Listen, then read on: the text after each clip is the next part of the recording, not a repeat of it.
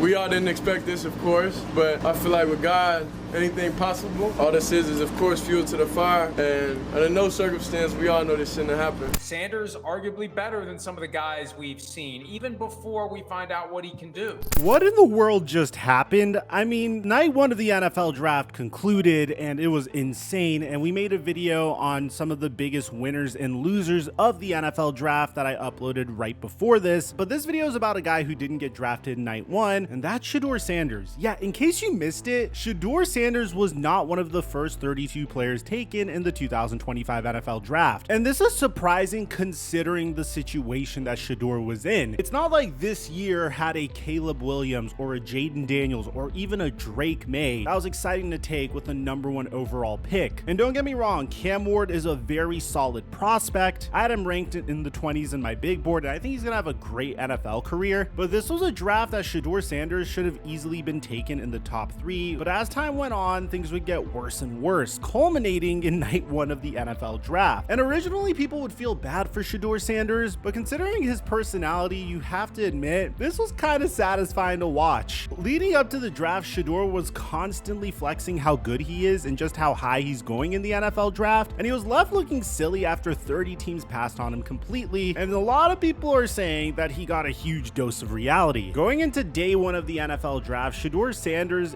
famously tweeted that he is built for whatever today may bring. Now, for those of you guys that don't know, Shedeur Sanders declined an invite to the NFL draft and opted to stay at home and have his own draft party. They literally built a room for him, and you can see right behind him the mantra legendary. But leading up to the NFL draft, there was some problems with Shedeur Sanders. And originally there was some speculation that he would get selected #2 overall by the Cleveland Browns, who have Kenny Pickett starting for them at quarterback this year. So right before the Browns picked, Shiloh told his brother that if the Browns don't select him at #5, something's going on. If they don't take you right now, it's something going on, bro. I don't know what's going on, but it's something. But the Browns opted to trade down with the Jacksonville Jaguars, accumulate draft capital, and then select Mason Graham so they could double down on the team's biggest strength, their defensive line. Once Mason Graham was selected, Shedeur Sanders' father, Deion Sanders, showed the world why people were rooting against him. And it's just insane to say this because I guess in Deion Sanders' mind, he thought that there was no way that his son was going to fall out of the first round. But the Cleveland Browns possessed the first pick of day 2, and he pretty much burned a bridge by saying this, and it kind of gives you an insight as to why Shedeur Sanders may have fallen. We're going to get to Shedeur Sanders' actual tape in a sec, but I think we need to discuss his personality first because I think that's the main reason he fell. And it caused a circus the day of the NFL draft. So once the Cleveland Browns passed on him, the next team that needed a quarterback more than anything was the New Orleans Saints. Derek Carr is rumored to be in a huge dispute with the Saints, and he has a shoulder injury that could threaten his season, which meant that the New Orleans Saints would be going into this season with Spencer Rattler as their QB1. Not a good position to be in. So once the New Orleans Saints were available to make the 9th overall selection, Shedeur Sanders' best friend, Travis Hunter, paused his presser to see who the New Orleans Saints were going to take.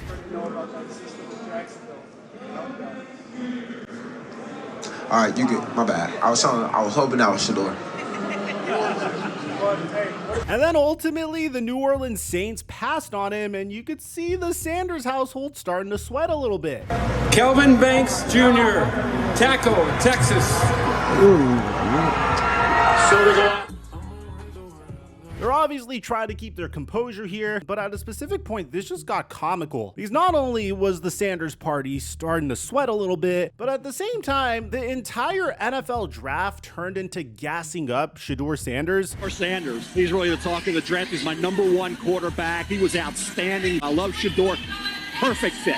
Perfect fit is the New Orleans Saints at pick #9. When you look at Shedeur Sanders, everything you want an NFL quarterback to be, he has. There's Shedeur sitting there, and you have no second-round pick. Where's the young quarterback coming in? But I'm taking Shedeur Sanders. And look, man, I think Shedeur Sanders is a great talent, and we've seen players with character concerns get selected in the past and have tremendous success in the NFL. But at the same time, turning the NFL draft into a complete gas fest for a player that's falling out of the first round to this extent could be very irritating. Dan Marino passed over for Cal Davis. Joe Montana went in the 3rd round. Kurt Warner, undrafted free free agent. Matt Ryan. Jake Long went ahead of Matt Ryan. Fans then divided up into two sides, with one fan saying nobody wanted Tom Brady, nobody wanted Lamar Jackson, nobody wanted Aaron Rodgers, nobody wanted Dak Prescott, nobody wanted Russell Wilson, nobody wanted Kirk Cousins, nobody wanted Brock Purdy. Now, nobody wants Shedeur Sanders. He will make all 31 teams pay. And the response to this is hysterical. Teams wanted Trey Lance, teams wanted Zach Wilson, teams wanted Trevor Lawrence, teams wanted Blake Bortles, teams wanted Jameis Winston, teams wanted Justin Fields, teams wanted Daniel Jones. Maybe Shedeur just isn't good. This still didn't stop people from dancing on Shedeur Sanders' downfall. If you guys remember last year, an article came out in regards to Coach Prime mistreating former Colorado players, and Coach Prime started talking trash about one of the former players. Some fan tweeted at Coach Prime saying that he needs to tell his son to stop acting like he's the coldest out there, and then put up a 4-8 season. Coach Prime responded saying he will be a top 5 pick. Where's your son going? I have time today. And he would get community noted because Shedeur Sanders was not a top 5 pick or even a first round pick. My former NFL content creator Brett Coleman even called this all the way back in September. After Shedeur Sanders refused to shake hands with Colorado State QB Braden Fowler Nicolosi, fans were starting to question his character. Brett Coleman quote tweeted this and said, "Call me a boomer or whatever, but this dude is not going in the first round." And he ended up being right. But fans are wondering what could have caused this, because it's not like Shedeur Sanders is a bad player, as we're going to show you in the tape now. And the only rationale I can come up with is just his character and how he could be in the locker room. I mean, when you consider him saying this after not getting drafted in the first round, it's clear that he's not necessarily the most humble human being.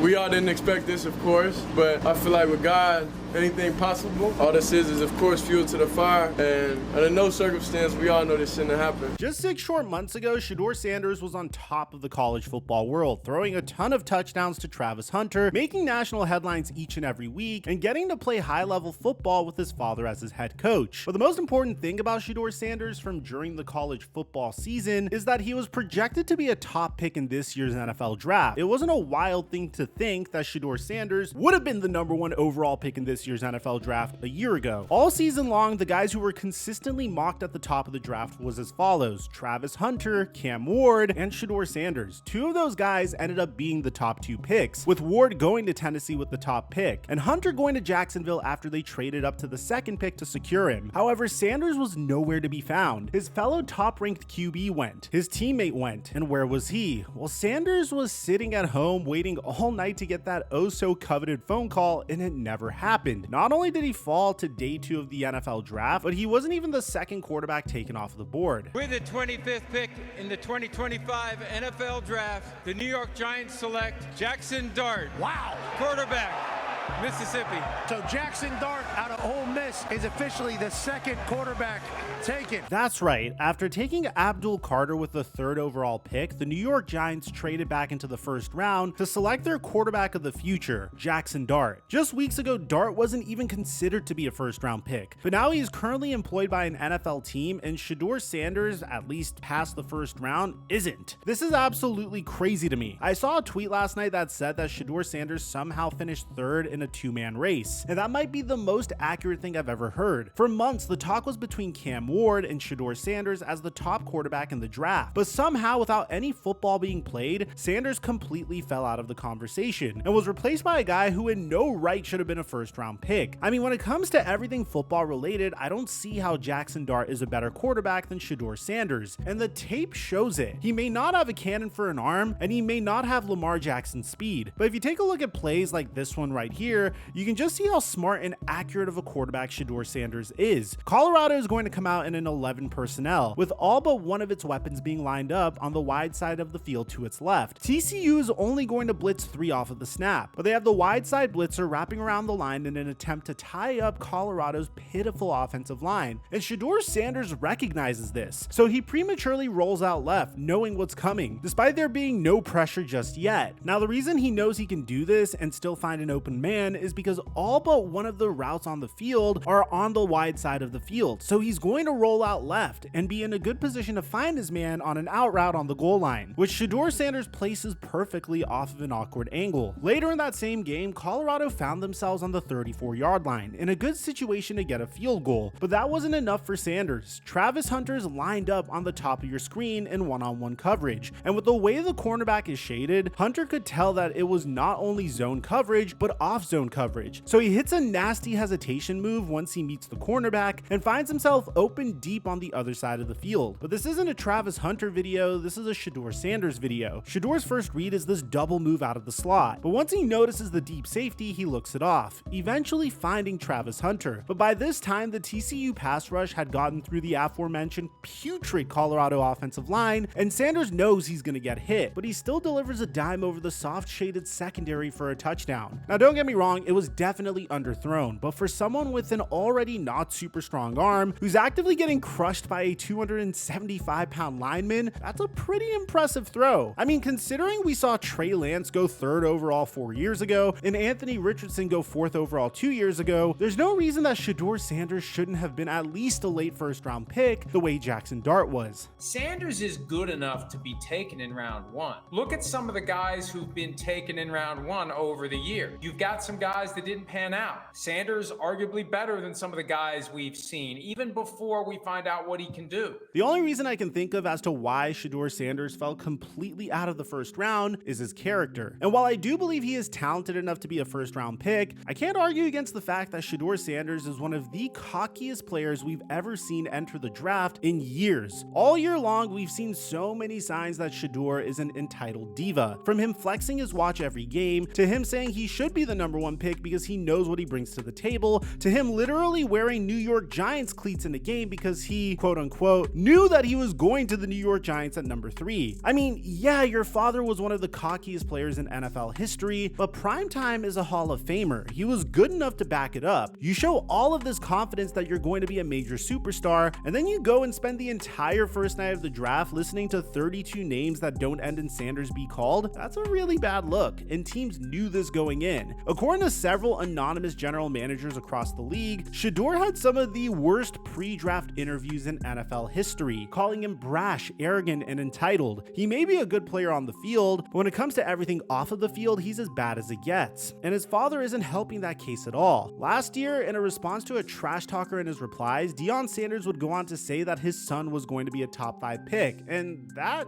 just didn't happen. Twitter even put a community note stating the case, and I think that's absolutely hilarious. I mean, we haven't seen a quarterback come into the draft this cocky since Johnny Manziel in 2014, but at least Johnny Football won a Heisman. Now, the two share a lot of similarities actually. They both loved to claim that they were the best player in the country, they both acted entitled, and they both slid in the NFL draft because of it. The only reason that Johnny Football even survived the first round of the 2014 draft is because he won the Heisman Trophy 2 years prior. Sanders doesn't have that type of resume, so he has no room to be claiming the things he is. The guy literally tweeted on draft day that he's built for whatever today may bring, which even warranted an NFL quote tweet, but I really don't think he was expecting to slide out of the first round entirely. Who in the hell is going to draft Shedeur Sanders to be a quarterback? Mel Kiper was standing on the table talking about Shedeur Sanders needs to be a Saint. The Saints said, nah, we good, fam. Let me paint a picture for you real quick. There are 3, maybe 4 teams who could potentially draft Shedeur Sanders in the second round. The Cleveland Browns, the New Orleans Saints, the Pittsburgh Steelers, and maybe the Las Vegas Raiders. But the Geno Smith trade makes it seem like they're set. Other than that, everybody else is situated at the quarterback position. Cleveland has 2 picks at the top of the second round after the Travis Hunter trade. If they were interested in Sanders, who's to say that they wouldn't have traded back into the first to get his 5th-year option like the New York Giants did with Dart? It would certainly be a weird decision for them to take Sanders with one of those 2 picks, but we've seen weirder. The Saints had the chance to draft him at number 9, but they didn't, opting to take Texas left tackle Kelvin Banks Jr. instead to help protect the guy we believe is going to be their quarterback this season, Derek Carr. Even if they draft Sanders at this point, I doubt he starts anytime soon. Lastly, the Pittsburgh Steelers. Unfortunately for them, their next pick isn't until pick 83 in the 3rd round, as they traded their 2nd round pick to the Seattle Seahawks Seahawks in the DK Metcalf deal. If they wanted Sanders, they would have taken him in the first. Instead, they took Derek Harmon, telling me that they never really wanted Shedeur Sanders in the first place. If Shedeur Sanders is there at 83, sure, the Steelers may bite, but if they truly thought that Sanders was the missing piece under Mike Tomlin, they wouldn't have let him slide in the first place. The thing is though, whoever gives Sanders a chance very well could be getting a completely different player than we've seen over the last 2 years. Maybe falling out of the first round will give Sanders the chip on his shoulder that he needs to be great. Jalen Hurts was a second round pick. Russell Wilson was a third round pick. Dak Prescott was a fourth round pick. Hell, Brock Purdy was Mr. Irrelevant 3 years ago. All of those guys had a chip on their shoulder and took the opportunity when it was presented to them. All of those guys had something to prove. And if Shedeur Sanders can drop the cocky act and play like he has that same chip on his shoulder, then somebody could be getting an absolute steal. If not, well, it was fun while it lasted.